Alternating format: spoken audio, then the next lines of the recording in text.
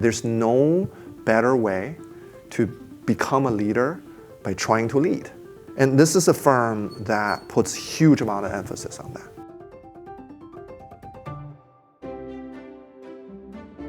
There's nothing quite as humbling as coming back to your school.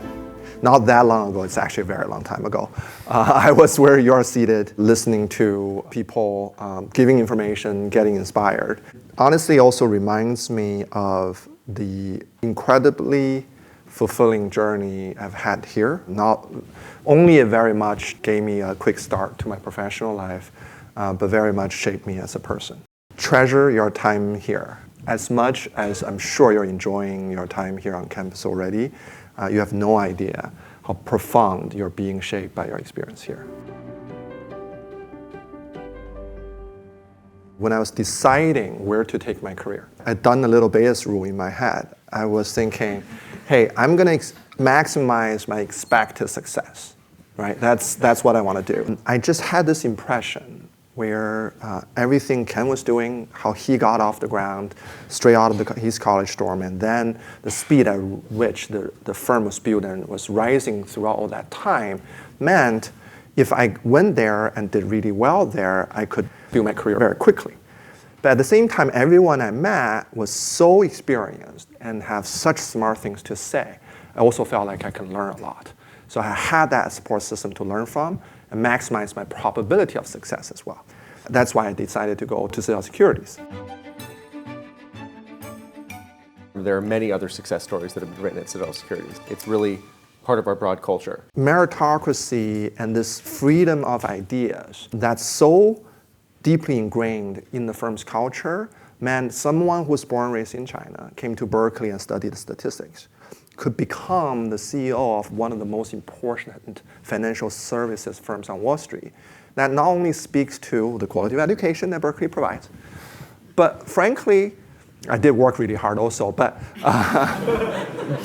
it speaks volumes to the culture and the platform that the firm provided. That if you come in and find a way to be successful and add value and contribute, sky's the limit.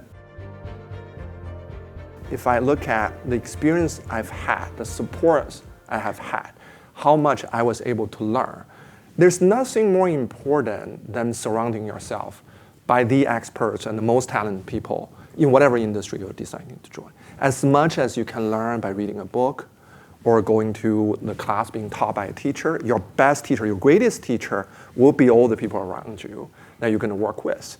And over again, I think our emphasis on talent, not quantity, but quality, and our emphasis on mutual learning, right? The market is this dynamic game that gets played by the smartest people in the world. The only way you can continue to win is by keep on beating yourself from before.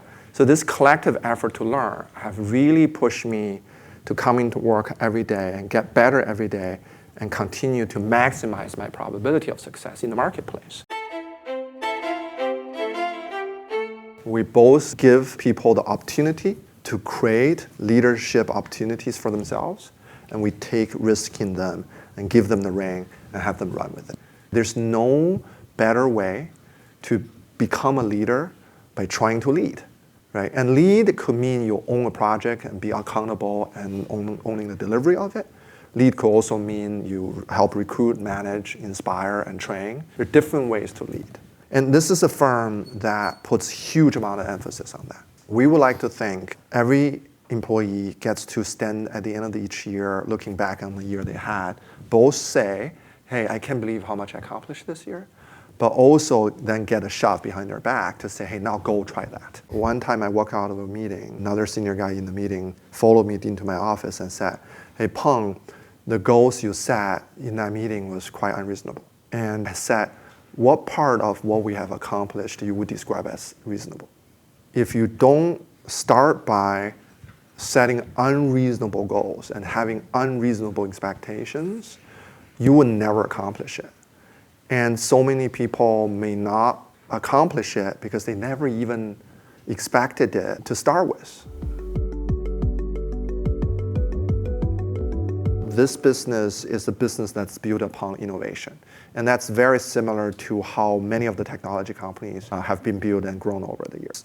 when the core of the business is innovation, that means it's not about the bag of tricks you have. It's about how good you are at developing new tricks and put them in the bag. And that's why talent is so centric to that. Do you have the right people that have the creative mind? Can they work well together and support well together to keep on coming up with the next best ideas? At the end of the day, my job is to make sure if we were so lucky to work with you, then the day you start at the company to the day you happily retire from the company, you would feel you have the greatest platform to stand on to build the most successful career that you can have. And that's my responsibility, is to design, build, and evolve that platform. The revenue we make today is because the cumulative innovation we have made in the past, and the revenue we will make in 10 years, and it's going to be way greater than it is today. It's because we are able to innovate at a speed that's greater than ever, and that's because the talent we have today. Not because the people we have from 20 years ago are all of a sudden smarter. It helps a little bit because we invested our gains into having a more powerful platform, more data, all that helps. But truly, to the first order, it gets driven by the newer generation of leaders, generation after generation. So the success of the firm 10 years from now, it's not going to be driven by me. It's going to be driven by you guys in the audience.